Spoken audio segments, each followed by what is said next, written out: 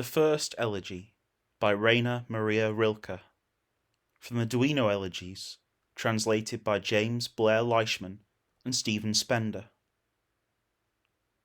Who, if I cried, would hear me among the angelic orders? And even if one of them suddenly pressed me against his heart, I should fade in the strength of his stronger existence. For beauty's nothing but beginning of terror we're still just able to bear. And why we adore it so is because it serenely disdains to destroy us. Each single angel is terrible, and so I keep down my heart and swallow the call note of depth-dark sobbing. Alas, who is there we can make use of? Not angels, not men. And already the knowing brutes are aware that we don't feel very securely at home within our interpreted world. There remains, perhaps, some tree on a slope to be looked at day after day. There remains for us yesterday's walk and the cupboard love loyalty of a habit that liked us and stayed and never gave notice. Oh, and there's night, where wind full of cosmic space feeds on our faces. For whom would she not remain longed for, mild disenchantress, painfully there for the lonely heart to achieve? Is she lighter for lovers? Alas, with each other they only conceal their lot.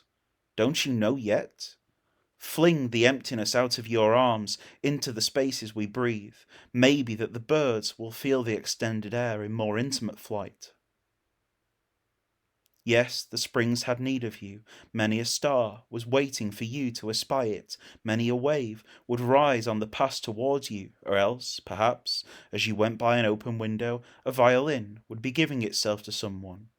All this was a trust. But were you equal to it? Were you not always distracted by expectation, as though all this were announcing someone to love? As if you could hope to conceal her, with all those great strange thoughts going in and out and often staying overnight? No, when longing comes over you, sing the great lovers. The fame of all they can feel is far from immortal enough. Those whom you almost envied, those forsaken you found so far beyond the requited in loving, begin ever anew their never attainable praise. Consider, the hero continues, even his fall was a pretext for further existence, an ultimate birth. But lovers are taken back by exhausted nature into herself, as though such creative force could never be re-exerted. Have you so fully remembranced Gaspara Stampa that any girl whose beloveds eluded her may feel, from that far intenser example of loving, if I could become like her? Ought not these oldest sufferings of ours to be yielding more fruit by now? Is it not time that, in loving, we freed ourselves from the loved one, and, quivering, endured, as the arrow endures the string, to become, in the gathering outleap, something more than itself? For straying is nowhere. Voices, voices, hear, O my heart, as only saints have heard till the giant call lifted them off the ground. Yet they went impossibly on with their kneeling, in undistracted attention, so inherently hearers, not that you could endure the voice of God, far from it. But hark to the suspiration, the uninterrupted news that grows out of silence, rustling towards you now from those youthfully dead. Whenever you entered a church in Rome or in Naples, were you not always being quietly addressed by their fate? Or else an inscription sublimely imposed itself on you, as, lately, the tablet in Santa Maria Formosa. What they require of me? I must gently remove the appearance of suffered injustice that hinders, a little, at times, their purely proceeding spirits.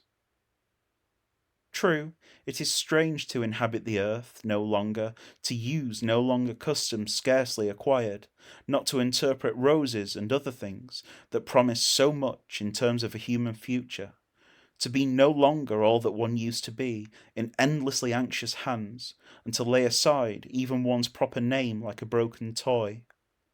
Strange not to go on wishing one's wishes, strange to see all that was once relation so loosely fluttering hither and thither in space, and it's hard, being dead, and full of retrieving before one begins to espy a trace of eternity. Yes, but all of the living make the mistake of drawing too sharp distinctions. Angels, they say, are often unable to tell whether they move among living or dead. The eternal torrent whirls all the ages through either realm for ever, and sounds above their voices in both. They've finally no more need of us, the early departed, once gently weaned from terrestrial things as one mildly outgrows the breasts of a mother. But we that have need of such mighty secrets, we for whom sorrow so often source of blessedest progress, could we exist without them? Is the story in vain how once, in the morning for Linos, venturing earliest music pierced barren numbness, and how, in the horrified space and almost deified youth, suddenly quitted for ever, emptiness first felt the vibration that now charms us, and comforts, and helps?